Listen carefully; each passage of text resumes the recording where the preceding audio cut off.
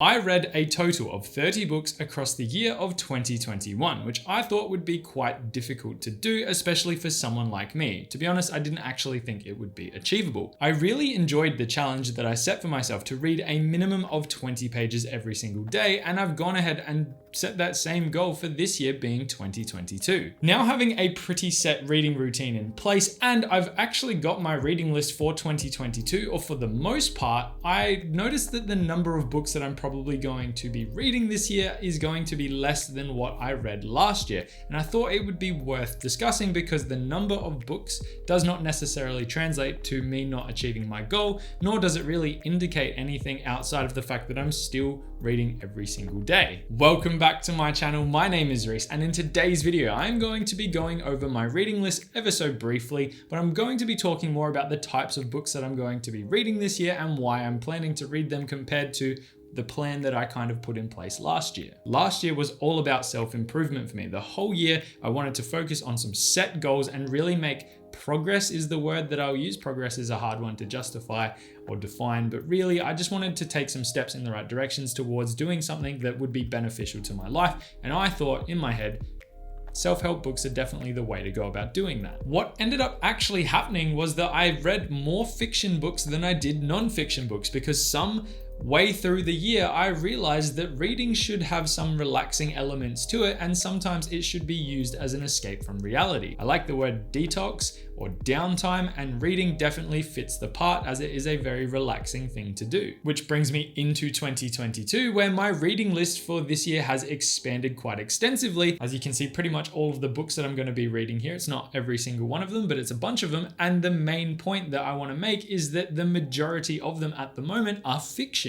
And I think one of the main reasons as to why this is because last year I started reading a few different fiction series like The Witcher and the Artemis Fowl series, which have 8 books in total in both of their box sets. And to be completely honest, these were the first types of books which had following stories, following novels that I actually read more than the first and second book in the entire series, which once you get past that second book, they start to really capture you, really engulf you into the story, because if you really enjoy the first two, you're gonna probably enjoy the rest of the story as character development happens, as you start to get attached to these characters, which I'll mention more in a moment. Character development in books is something that I highly underestimated. The Artemis Fowl books, for example, are clearly written for children. However, I only have 2 books left in this series of 8, and I am very eager to see how the story wraps up, how they deal with the character development that they've been building for the past 8 books, and I really am just enjoying reading through them in my own time at my own pace without having to think too hard about the story. It's pretty easy to follow.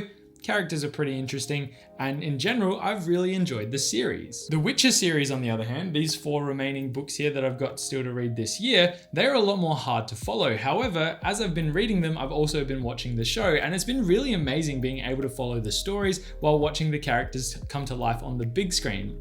Henry Cavill makes a pretty damn good Witcher. And most notably, Frank Herbert's Dune, which I read earlier last year, very early in the year, because I was anticipating the movie coming out. I wanted to go into it and have the experience of understanding what was going to be happening on the screen so I could focus on the detail of the movie. And to be completely honest, I feel really bad for people who had not read the book or were not familiar with the story before seeing that absolute masterpiece. It was one of, if not my favorite movie of 2021, and I only believe that that was possible due to me reading the book beforehand. So just going back to my reading list and the size of it for 2022, the reason why I'm going to read less books this year overall is because at that 20-page minimum per day, I'm now deciding to read books which are definitely much more page heavy and their word counts seem to be higher. I'm averaging anywhere between 400 to 1,000 pages for some of the books that I'm going to be reading, which I'll mention a couple of them in a minute, but that is the reason why my reading list will be less. It doesn't mean I'm going to be doing any less reading. It will just mean that I will finish a lesser number of books in total. The word count per page is definitely something to consider as well. Reading 20 pages a day, if the book is nice and easy, the Artemis Fowl books, the spacing and the word count is pretty small. I can read 30 pages in a day, no problems, and that's what I've been doing because 20 pages is just too easy. Whereas in books like The Witcher, it's a little bit more condensed. Even just to read 25 pages, it takes me time. I'm not a fast reader by any means, and that again is something that I had to wrap my head around because it is a time commitment to read when you're really slow at reading. So the reason why I'm talking about this shorter number of total books read for the year is because I know a lot of people set the goal to read a certain number of books in a year. And it's a really common goal for people to set. They get carried away. I'm going to read 20 books this year. I'm going to read 30 books this year. I'm going to read 100 books this year. And that's a very ambitious goal and something that I know definitely people are capable of doing. But there are so many inputs which go into how fast you can finish a book. And in my honest opinion, I think being consistent, reading steady, and not kind of putting yourself out of your depth by setting a minimum reading goal, so a minimum amount of time that you must spend reading, let's say 1 hour a day, or a minimum page count. So mine is 20 minutes minimum. So on the weekend, I can read more because I've got time to read more. But during the week when I'm working, it's a little bit harder. So at nighttime, I just get through those 20 pages, or first thing in the morning, I get through those 20 pages.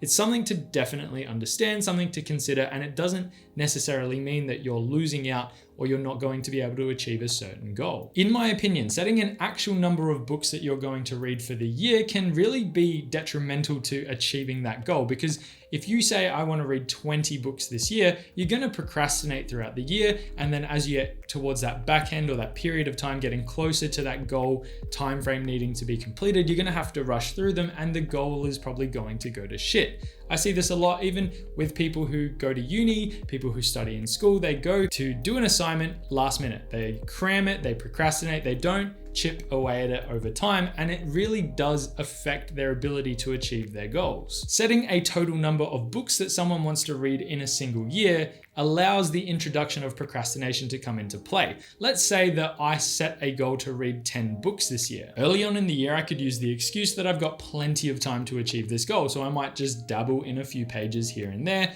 and I might just put it off instead of being consistent. This would set them up for failure. It's just like leaving an assignment to the last day or the last minute, and then they submit something which is poo-poo. It's crap, it doesn't get them across the line, they might fail, they might be stressed. It adds so many unwanted emotions to the mix, and it is also detrimental to their ability to complete that assignment. And that's why I've set the goal to read a minimum number of pages every day. The other way to do it would be to read for a minimum amount of time, 20 minutes, 30 minutes, 40 minutes, whatever it may be. The point that I'm trying to make is that think about the way you set a goal like this, because it can be detrimental to not achieve that goal if you don't give yourself the structure you need and you're not consistent. Anyway, so here is my reading list for 2022. Every book in this list I have a hard copy of sitting in my bookshelf, but technically currently sitting behind me, waiting to be picked up and read. And I will definitely be adding more to that list as the year goes on. Some of them were actual recommendations from my viewers, so thank you for those recommendations in my previous video on the topic where I read 30 books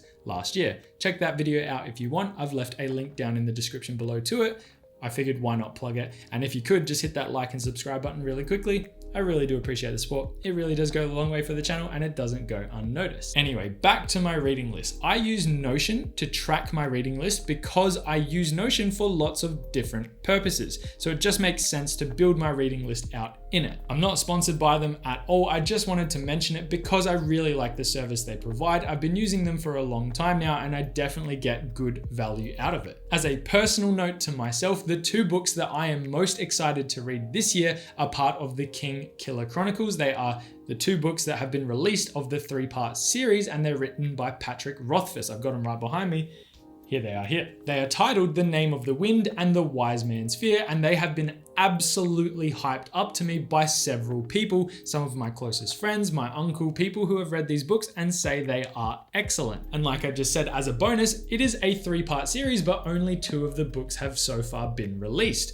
The Doors of Stone is book number 3 and is rumored to be released this year, being 2022. So if it does come out and I've read these books, I will be picking that 3rd one up straight away, especially if I've really enjoyed reading through them, which I kind of am getting excited for. I read Dune with the anticipation of the movie coming out, and when I got to see the movie, it was a really cool experience just having recently read the story and understanding everything that went into it. People have been waiting 10 years for this 3rd book to come out. That's how long it's been. It's kind of exciting. I like how my new hobbies are like reading, which is such a boring thing to do, and lots of people don't do it. Lots of people do it, but I'm just getting into it and it's really great. So with those 2 books in particular, I definitely am excited to read the 1,500 pages, which is combined between the 2. they're not little books. It's definitely going to take me some time to get through them. Now I'm going to throw the question out to you, the viewer, as well. If you have any other recommendations and you haven't sent me a comment below, please drop one down below of books that you believe I should read. Some of your favorites, ones that you think were really insightful. They can be fiction or non-fiction. I will add them to my list and I will get to them eventually. Please drop me a comment down below. I really do appreciate the recommendations. And I know that this video wasn't specifically finance related. However, I definitely think it's important to talk about hobbies, interests of mine that me setting up my finances and having my finances in check allow me to enjoy. Paperbacks are not cheap. They cost money. You definitely should know that if you're a reader, and if you don't know that, building a library would be really, really expensive. So having my finances in check allow me to spend a little bit of money on paperbacks to actually spend some time reading and have some downtime enjoying myself. I think it's really interesting how my hobbies are adapting every year and I'm able to really immerse myself in it because I'm not really worrying about my finances. I guess that's the Finance 101 message for this video. Overall, reading is something that I truly believe should be incorporated into everyone's daily life. Even if it's only for a short period of time, I think there is a lot of value in spending just a little bit of time reading some pages in a book. And that is pretty much it. Make sure to subscribe to the channel so you don't miss the update. Follow on from this video at the end of the year once I've got that reading list kind of under check and all of these books have been completed. Hopefully I make it, and hopefully it's an interesting video, just like I hope this one and the previous one were as well. Got some good feedback from them, so maybe this will become a common trend. I promise to talk more about what I really enjoyed and what I didn't in that review, because some people sent me some comments saying, can you please just break down these books a little bit more? We want to understand what your thoughts were on them, so I'll definitely include that in the next one as well. For now, have a good day, have a good week, and as always, I will see you in the next one. Bye for now.